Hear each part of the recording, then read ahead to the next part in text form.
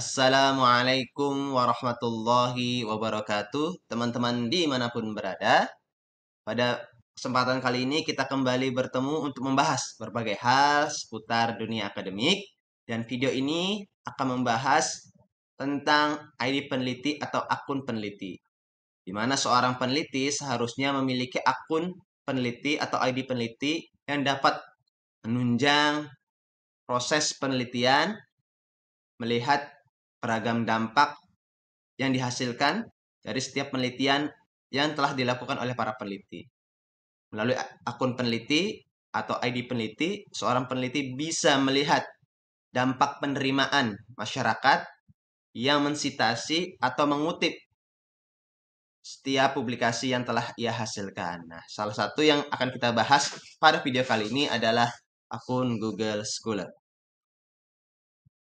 Google Scholar atau dikenal di Indonesia dengan Google Cendekia memfasilitasi para peneliti untuk mendesiminasikan hasil penelitian yang telah dipublikasikan, terutama yang sudah terhubung atau tersedia secara daring. Jika peneliti sudah memiliki akun Gmail, sebetulnya proses pembuatan akun Google Scholar akan lebih mudah sebetulnya dilakukan untuk mendata setiap publikasi termasuk dampak sitasi terhadap publikasi yang telah dihasilkan tersebut. Peneliti juga bisa menambahkan data manual setiap publikasi penelitian yang telah dilakukan selama ini melalui akun Google Scholar tersebut. Sehingga masyarakat luas bisa mencari, mengutip setiap artikel atau publikasi penelitian yang dihasilkan oleh peneliti. Setelah kita membuka googlescholar.com atau Google Cendekia, maka tampilannya akan seperti ini. Nah, ini nanti kalau kita ingin membuat akun Google Scholar, bisa melalui dua cara.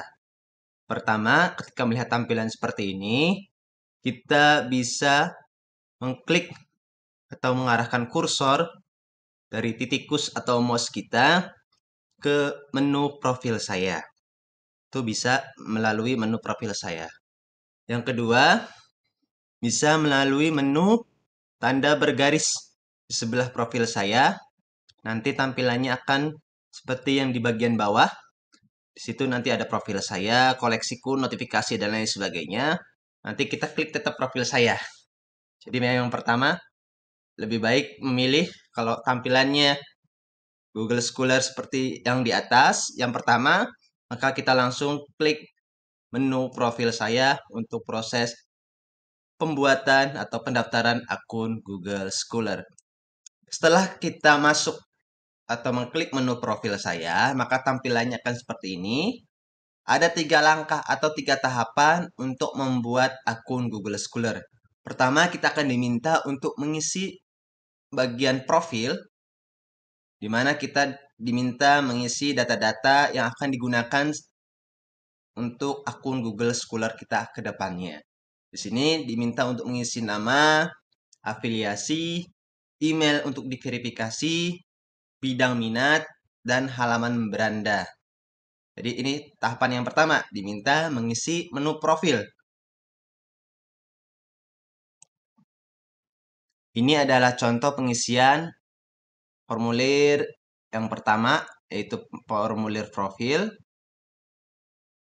Di bagian permintaan pengisian nama lengkap, kita isi nama lengkap kita sesuai dengan ijazah atau sesuai dengan nama lengkap yang sudah familiar disesuaikan dengan publikasi kita. Jangan nama samaran atau nama apapun, tapi menggunakan nama asli kita yang lengkap, yang sudah dicantumkan di ijazah, di publikasi, baik di jurnal dan lain sebagainya.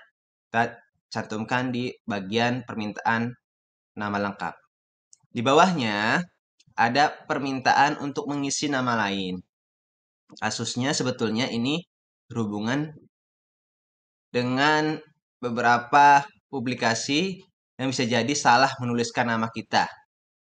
Tapi ini, bagian ini bisa kita lewatkan, tidak harus diisi. Karena nanti bisa kita tambahkan saat akun kita sudah jadi sebetulnya. Tapi kalau mau kita isi saat awal proses pembuatan, bisa. Nah, nama lain ini misalkan begini. Nama saya Egy Sukma Bayhaqi. Tapi ada media atau publikasi yang mempublikasikan naskah saya, ternyata database yang tertulis di Google Scholar itu menggunakan nama Egy Sukma Baihaqi, menggunakan Q, bukan K. Seharusnya kalau yang asli kan pakai K, nama saya itu. Tapi pakai Q. Nah, agar data publikasi Egy Sukma Baihaqi itu juga terhubung dengan Egy Sukma Baihaqi, nama saya, maka saya tambahkan Egy Sukma Baihaqi itu sebagai nama lain. Atau ada yang menulis Baihaqi Egy Sukma. Nah, itu juga saya tambahkan. Gunanya untuk scrolling, untuk menjaring, untuk menghubungkan setiap publikasi kita yang bisa jadi terkadang ada salah penulisan nama. Itu di bagian tambahkan nama lain. Jadi bisa menambahkan nama lain sampai 3, maksimal 3. Tapi tidak wajib diisi. Yang berikutnya adalah permintaan untuk mengisi afiliasi. Ini kalau kita ternyata dosen atau tenaga pengajar, maka isi dengan institusi atau lembaga di mana kita mengajar di situ. Atau mungkin yang sudah resmi memiliki NIDN, menjadi dosen tetap di prodi, maka sebutkan institusinya. Kampus apa, sekolah tinggi apa, universitas apa, itu sebagai afiliasi kita. Afiliasi induk ya, atau universitas apa. Nanti berikutnya kita diminta untuk mengisi email verifikasi. Nah, email verifikasi itu adalah bagian untuk memverifikasi. Nanti setelah kita membuat akun ini, kan ada email yang masuk ke akun email yang dicantumkan di permintaan verifikasi ini. Nah, yang diminta di sini di bagian email verifikasi itu adalah email resmi institusi. Biasanya kita kalau memang dosen sudah dibuatkan email institusi yang terhubung, misalkan di sini egi@sadra.com, maka isi bagian itu. Jangan dituliskan egisukmabaihaqi.com misalkan. Maka itu tidak akan terverifikasi. Jadi harus email resmi lembaga. Mau dilewatkan, dikosongkan bisa, tapi nanti ada konsekuensinya. Nanti kita jelaskan di bagian berikutnya. Tapi email verifikasi diusahakan diisi dengan email institusi, terutama bagi dosen yang sudah memiliki email institusi. Bagian berikutnya adalah bidang dan minat. Di bidang minat ini kita sesuaikan dengan bidang minat kita, bidang keilmuan kita.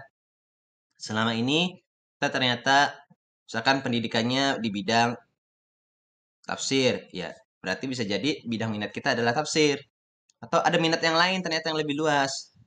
Ada beberapa yang menambahkan bidang tafsir iya, studi Islam iya, studi agama iya. Ada yang menambahkan hanya sesuai keahliannya atau di mana dia menjadi dosen tetap di bidang apa dia. Misalnya dosen tetap di bidang tafsir, maka ada yang menulis cukup tafsir Al-Quran. Nanti disesuaikan dengan bidang keilmuannya.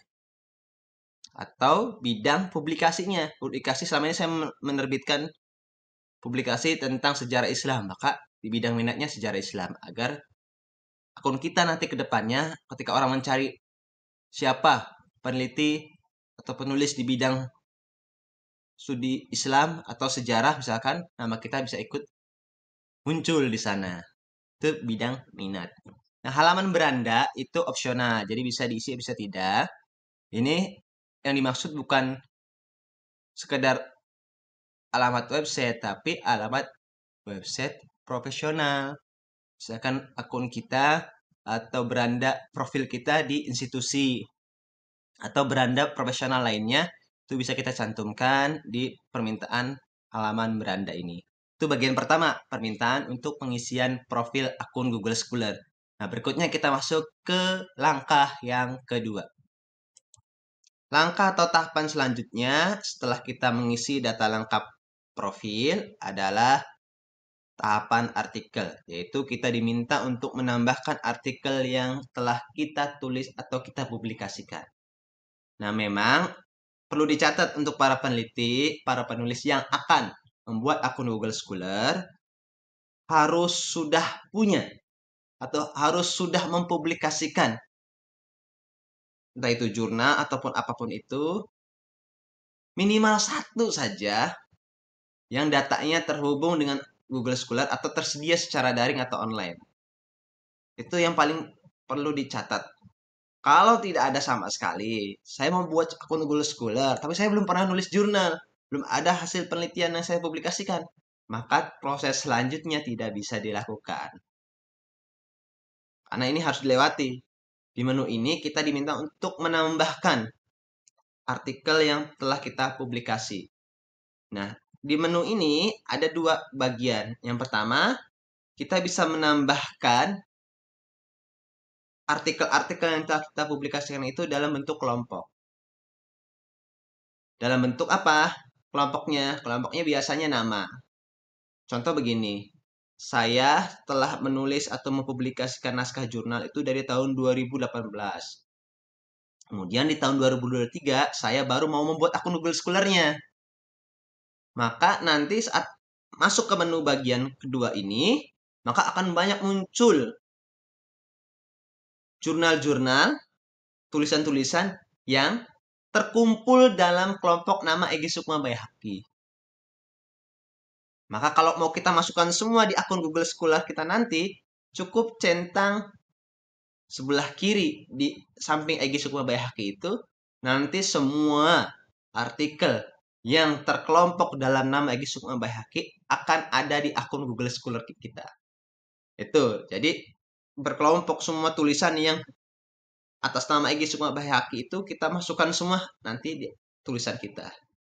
Jadi kelompoknya kelompok nama. Cara menambahkan artikel yang kedua adalah tambahkan artikel satuan yang bisa kita pilih, bukan berkelompok atas nama. Kenapa? Bisa jadi misalkan gini, tadi di kelompok Egy Sukma itu ada banyak artikel, ada 14. Tetapi ternyata nama Egy Sukma itu ada banyak. Dan semua tulisannya itu terkumpul dalam kelompok nama Egy Sukma Baihaqi, misalkan. Nah, kalau ternyata dari 14 hanya tulisan milik saya hanya 3 misalkan, sedangkan sisanya milik Egy Sukma yang lain, maka kalau dimasukkan semua berarti tulisan Egy Sukma yang lain nanti akan ada di profil kita. Nah, kalau mau kita pilah atau pilih mana saja artikel yang memang milik kita, maka lebih baik pilih bagian artikel yang dapat kita pilih satu per satu. Nanti bisa kita pilih semua artikel yang muncul, atau kita pilih satu per satu, centang satu-satu. Centang yang sebelah kiri, samping setiap judul itu kita centang. Kalau memang punya kita, centang. Kalau bukan, ya tidak perlu dicentang. Misalkan begitu. Kalau mau ternyata pas muncul artikel kita semua, ya, kita pilih menu pilih semua. Nah, ini minimal satu saja sudah bisa lanjut ke tahapan berikutnya. Ada misalkan ada 12. Ternyata kita mau pilih satu aja dulu untuk proses biar lebih cepat. Bisa. Yang penting satu saja dicentang, maka menu yang di atas dipilih akan muncul jadi angka 1. Kalau ini kan isi 0, berarti belum ada yang dipilih.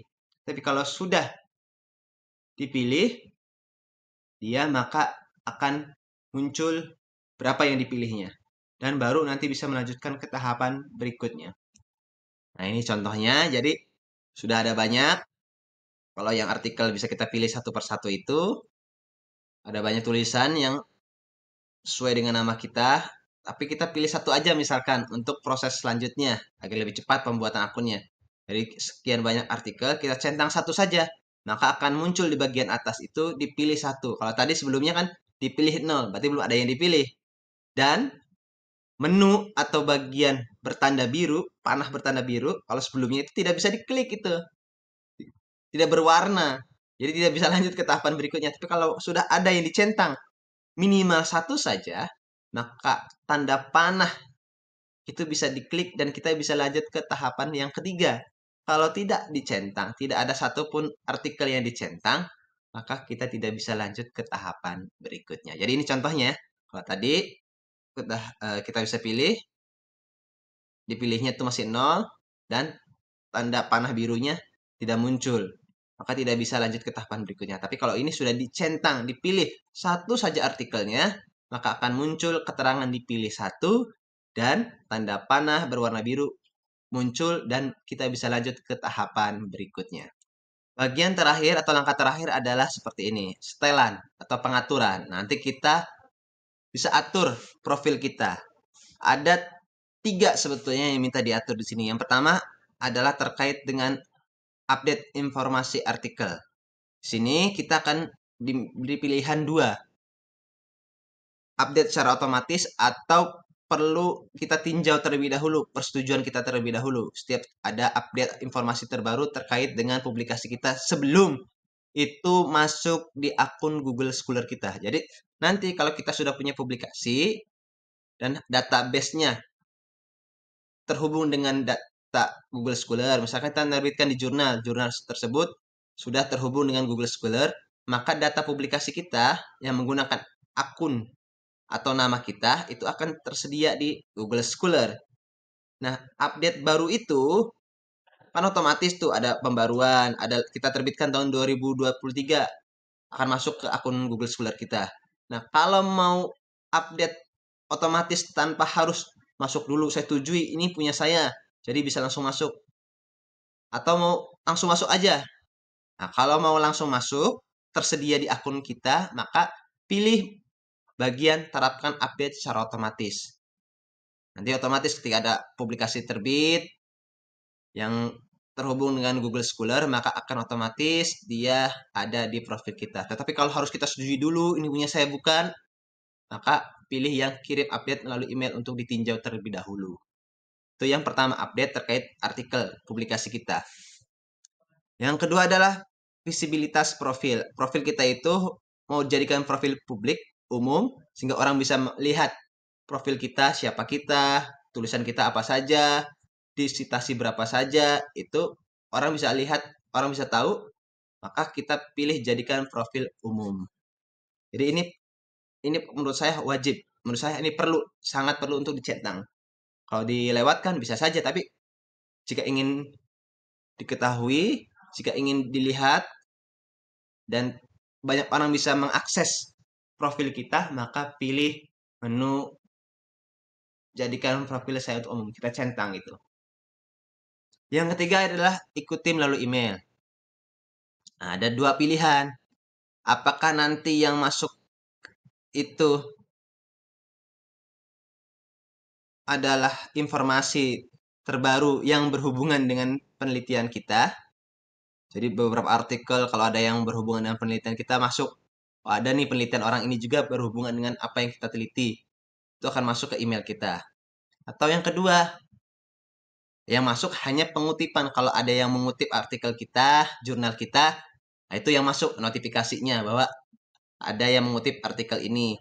Mau kita pilih yang mana? Kalau saya misalkan contoh kan ya pilih yang notifikasi kalau ada yang mengutip saja. Tapi kalau ada yang terhubung atau terkait dengan penelitian kita, tidak saya pilih. Jadi yang masuk ke email nanti pemberitahuannya adalah pemberitahuan notifikasi sitasi atau pengutipan orang yang mengutip artikel yang saya miliki. Ya.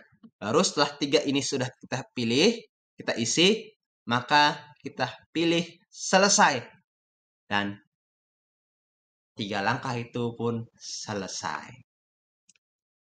Setelah 3 langkah proses pembuatan akun Google Scholar dilakukan, maka akun Google Scholar kita langsung jadi seperti ini. Jadi nanti tinggal kita edit lagi, tambahkan foto untuk memperbaiki atau memperindah, untuk memperbagus akun Google Scholar kita menggunakan foto kita. Tidak ada nama, afiliasi, bidang, dan ada artikel yang dimiliki. Nah, sebelumnya disampaikan bahwa di menu awal tentang profil itu ada bagian email institusi, di mana kita diminta untuk mengisikan email institusi kita. Kalau kita mengajar di kampus, otomatis biasanya ada email dosen yang dihubungkan dengan email institusi, misalkan egisadra.com. Nah, nanti itu untuk apa? Untuk verifikasi bahwa kita itu memang betul-betul berafiliasi dengan lembaga tersebut. Nanti email pemberitahuan verifikasinya akan masuk ke email tersebut. Tinggal nanti dibuka, diklik, dan terverifikasi. Kalau tadi dibilang bahwa boleh dikosongkan, maka konsekuensinya adalah saat kita sudah membuat akun Google Scholar, nanti ada keterangan bahwa, contoh di sini, tidak ada email yang diverifikasi. Maksudnya, ya karena tidak ada email institusi yang kita serahkan. Kosong kan? Atau kita serahkan hanya misalkan Gmail atau Yahoo. Otomatis akan muncul keterangan tidak ada email yang diverifikasi dan nanti ada keterangan di atasnya bahwa email belum diverifikasi. Begitu. Tapi kalau sudah kita isi dengan email institusi, hanya sekedar diisi, nanti juga muncul keterangan email belum diverifikasi. Tapi nanti kalau kita sudah mengklik verifikasi yang ada, atau yang sudah dikirimkan ke email, kita klik verifikasinya, maka tampilannya akan seperti ini. Email diverifikasi di website apa. Jadi seperti itu ya. Kalau tidak diverifikasi atau tidak diisi email institusi, dan kalau sudah diverifikasi dengan menggunakan email institusi ada perbedaan. Perbedaan terletak pada keterangan ada email diverifikasi, sudah terverifikasi, dan belum terverifikasi. Itu bedanya di situ. Tentang verifikasi email, khususnya email institusi yang kita di situ berafiliasi dengan lembaga tersebut. Nah, jadi kalau kita sudah memiliki akun Google Scholar, tampilannya akan seperti ini. Google Scholar itu akan menampilkan identitas kita sebagai peneliti. Ada profil nama kita, profil lembaga kita berafiliasi dengan kampus apa, sekolah tinggi apa, atau mengajar di mana. Kemudian minat kita di bidang apa, bidang studi Islam, bidang sejarah atau lain sebagainya.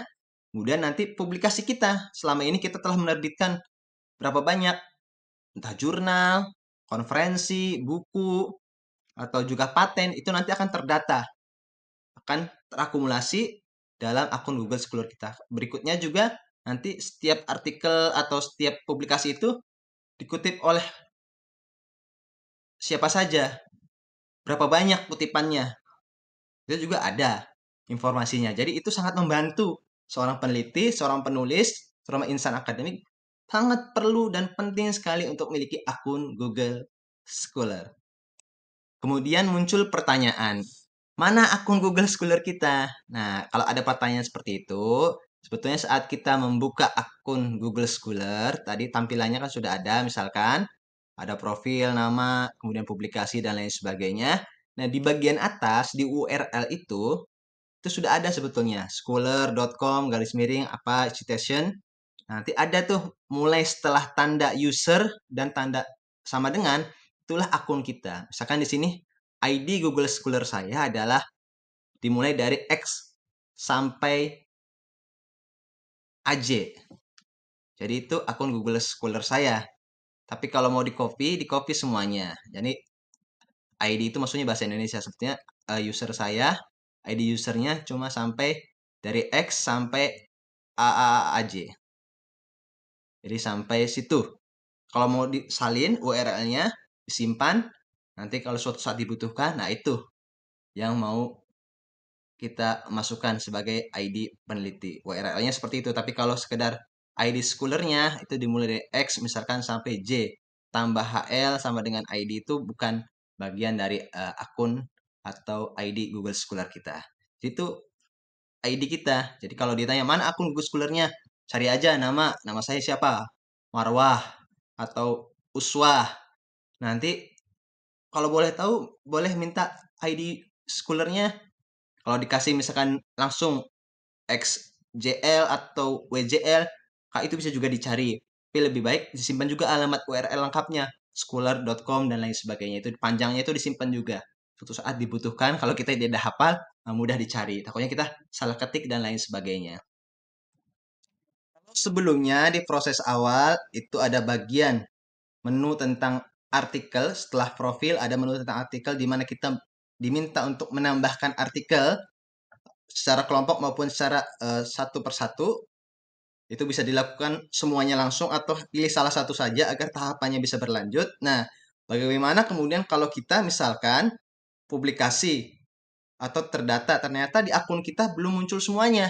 Ada mungkin datanya kurang sinkron atau mungkin data publikasi kita di internet salah nama atau sebagainya.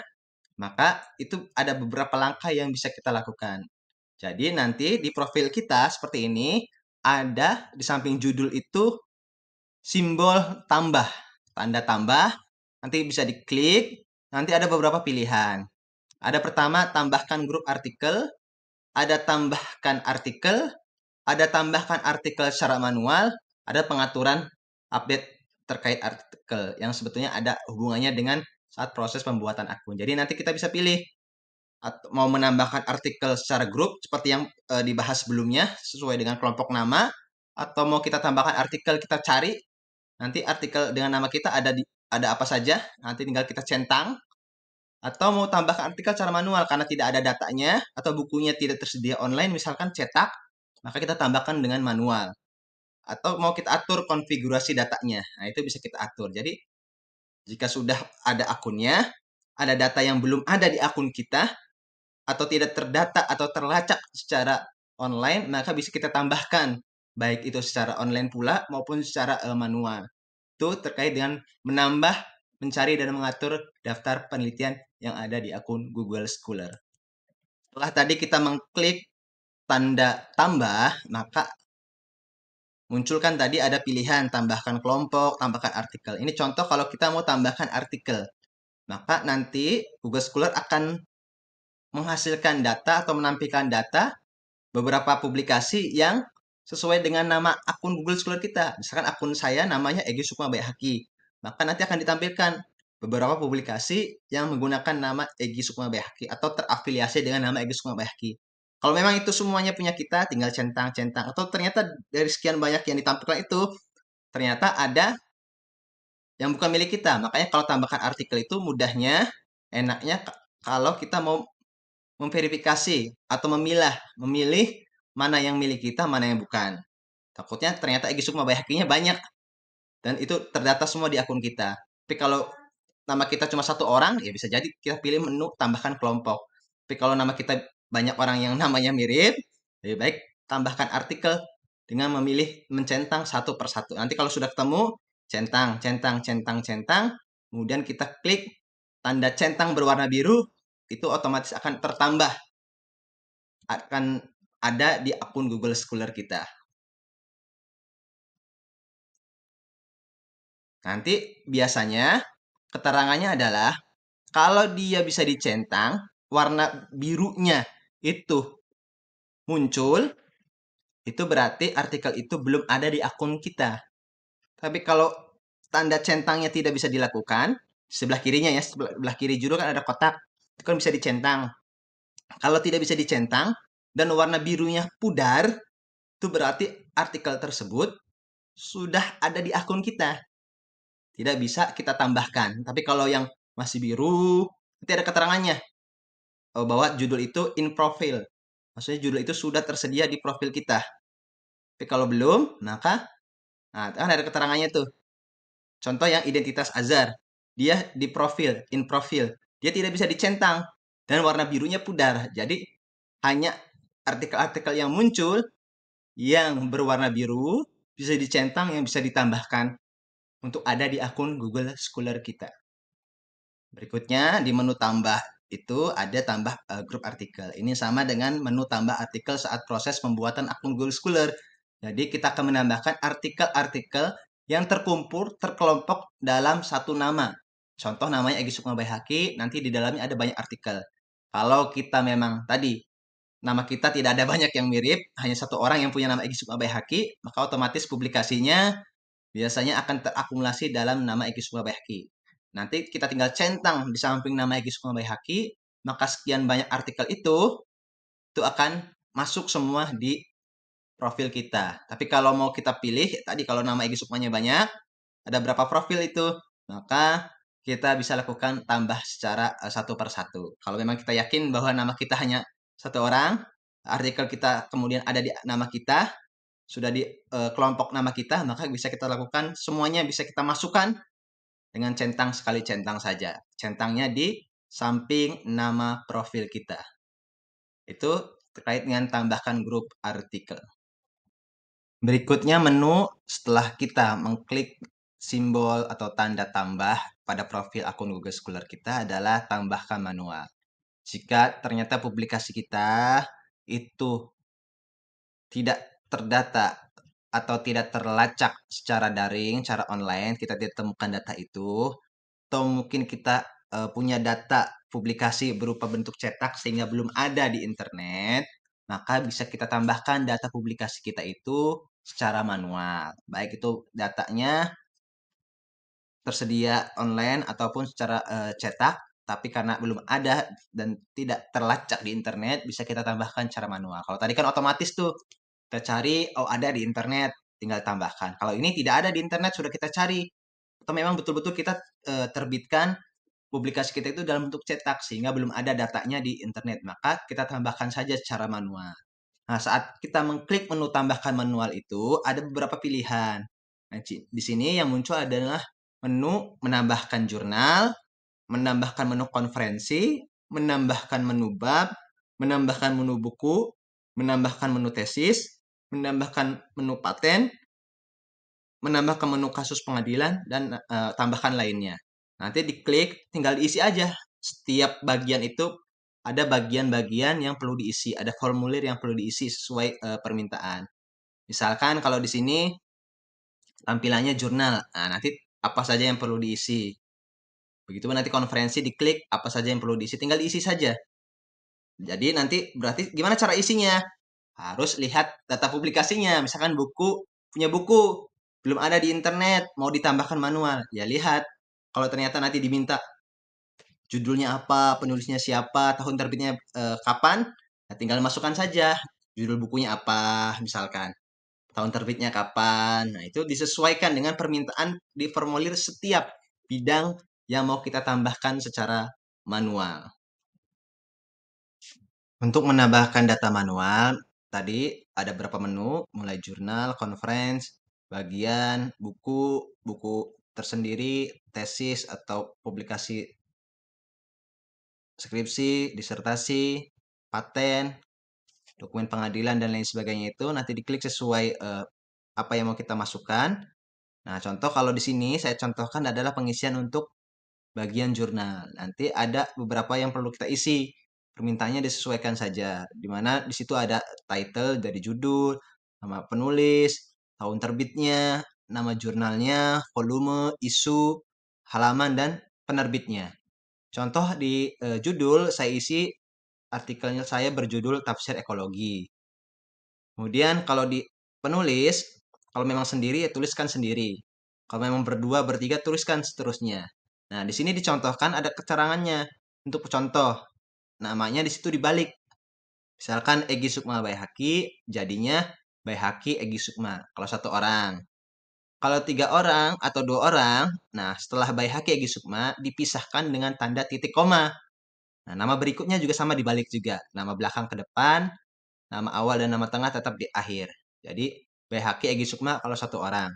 Kalau 2 orang, misalkan Baihaqi, Egi Sukma, titik koma, Joko, Agus. Nah, itu dari kalau 2 orang. Jadi seperti itu. Untuk nama penulis jurnal. Untuk tahun terbit jurnal, itu di sini diberikan contoh. Bisa langsung tahunnya saja, atau lebih bagus disertai juga dengan tanggal, atau kalau memang tidak tahu juga bisa bulan dengan tahun saja. Jadi ada 3 pilihan. Pertama, isi lengkap, tanggal, bulan, tahun. Yang kedua, bulan dan tahun saja. Yang ketiga, tahunnya saja. Itu kalau tidak tahu, ya tahunnya saja misalkan. Tapi kalau tahu detailnya, diterbitkan tanggal sekian, bulan sekian, tahun sekian, lebih baik dicantumkan semua. Kemudian, nama jurnalnya apa? Contohnya jurnal studi apa? Studi ilmu ekologi, studi filsafat. Nama jurnalnya disesuaikan.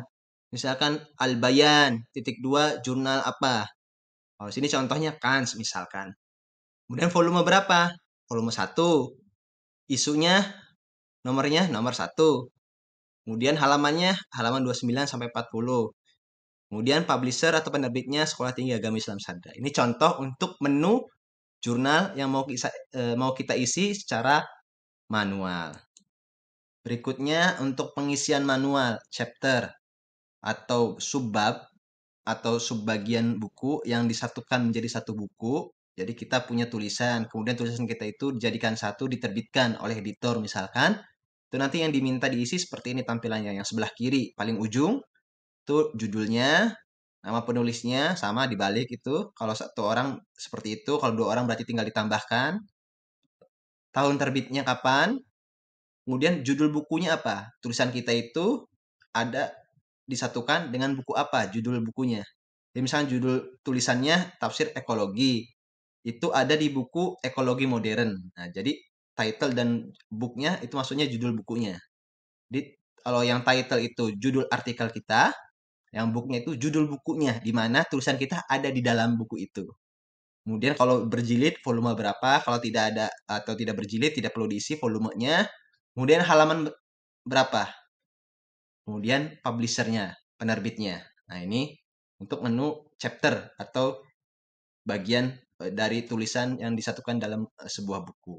Lantas untuk buku sendiri bagaimana cara pengisiannya? Nah, kalau buku yang diminta itu judulnya, penulis, tahun terbit, kemudian volume kalau ada atau jilid, kemudian halaman, kemudian penerbit. Jadi bedanya kalau yang chapter ada judul buku, ada judul tulisan. Kalau buku yang dimaksud title itu ya judul bukunya. Kalau di chapter, title itu maksudnya judul tulisannya. Nanti di book judul bukunya. Itu perbedaan untuk pengisian chapter dan book. Nah, itu beberapa contoh pengisian untuk cara manual. Pengisian data secara manual untuk publikasi kita yang tidak bisa terakses datanya secara daring atau online.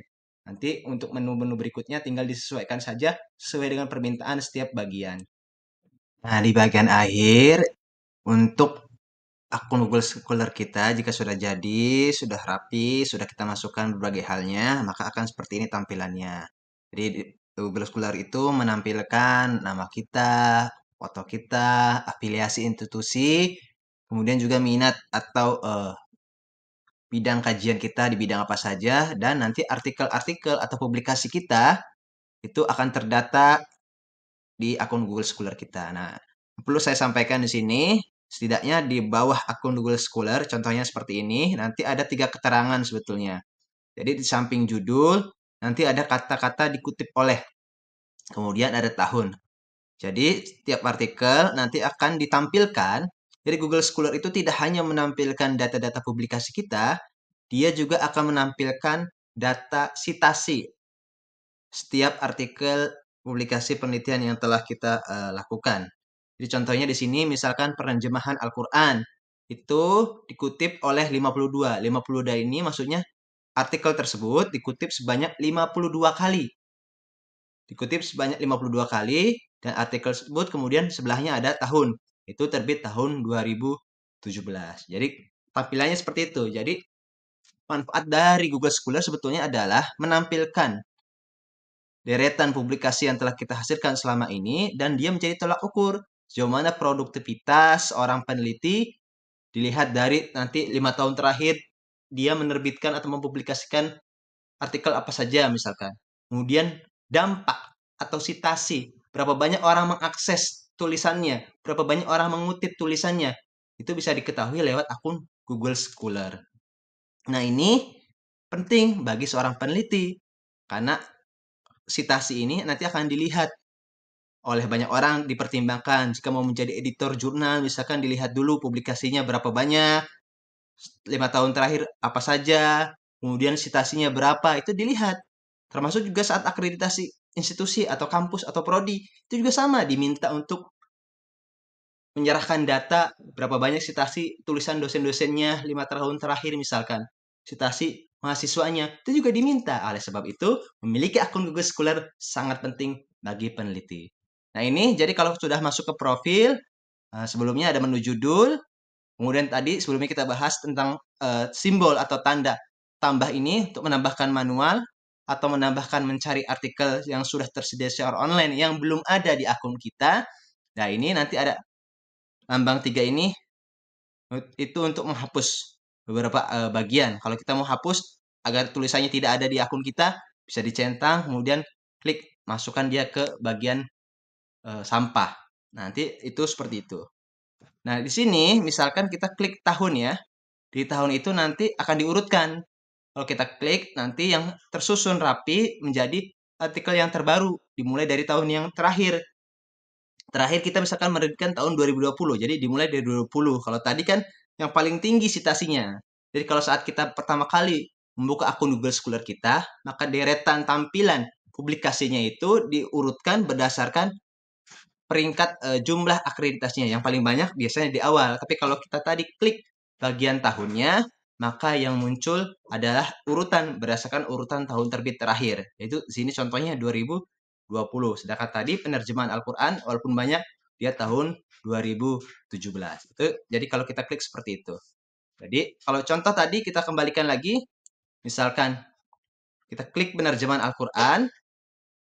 Nah ini datanya tersedia secara online.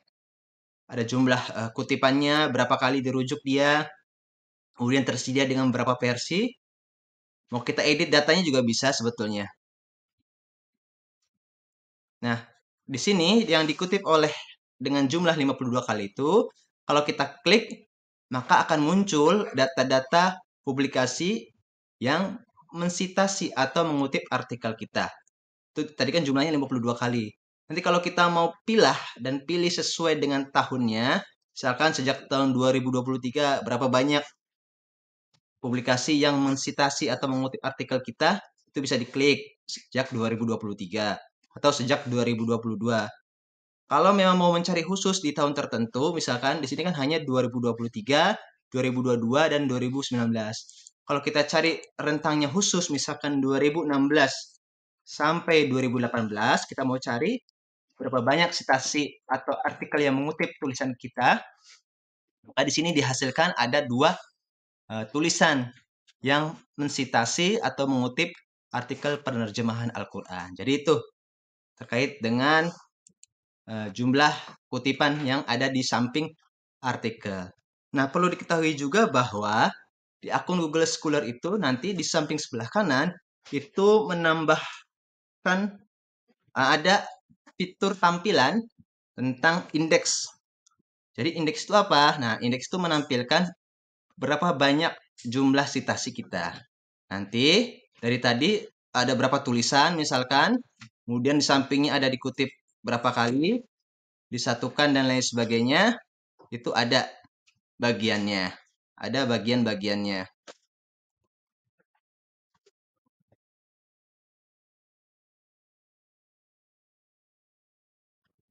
Nah, di sebelah kanan itu ada indeks. Jadi indeks ini mengukur sejauh mana jumlah citasi kita berdampak. Jadi tadi kan penerjemahan Al-Quran itu dikutip 52 orang atau 52 kali. Itu berarti tulisan penerjemahan Al-Quran ini berdampak bagi dunia akademik. Banyak orang yang melihat, merujuk, mengutip, menjadikan tulisan tersebut sebagai referensi. Nah, nanti diukur di indeks ini. Jadi kalau dilihat di sini tampilannya jumlah semua kutipan dari beberapa artikel ini itu totalnya ada 149 kutipan. Jadi dikutip banyak 149 kali. Nah, nanti dihitung sejak tahun 2018 itu jumlahnya hanya 145 kutipan saja. Jadi empatnya tidak terhitung. Kemudian ada indeks H. Indeks H itu adalah metrik yang menampilkan produktivitas kita seorang peneliti dan dampak karya yang dipublikasikan. Dampaknya itu dihitung angka 6. Kalau indeks I10 itu maksudnya adalah artikel yang dikutip lebih dari 10 kali. Ada berapa jumlahnya? Kalau misalkan ada satu artikel dikutip 11 kali, maka indeks I10-nya itu adalah 1. Tapi kalau ada di sini contohnya indeks I10 ada 10 artikel yang dikutip lebih dari misalkan lebih dari 10 kali. Atau ada artikel yang dikutip lebih dari 10 kali jumlahnya ada 6 misalkan. Kalau di sini 6. Coba kita hitung. 1, 2, 3, 4, 5, 6. Jadi ada 6 artikel yang dikutip lebih dari 10 kali. Jadi dikutip 11, 12, 13. Maka jumlahnya menjadi indeks I10-nya menjadi 6. Dan di bawahnya ada bagan yang menunjukkan peningkatan. Naik turunnya citasi terhadap akun kita atau tulisan kita.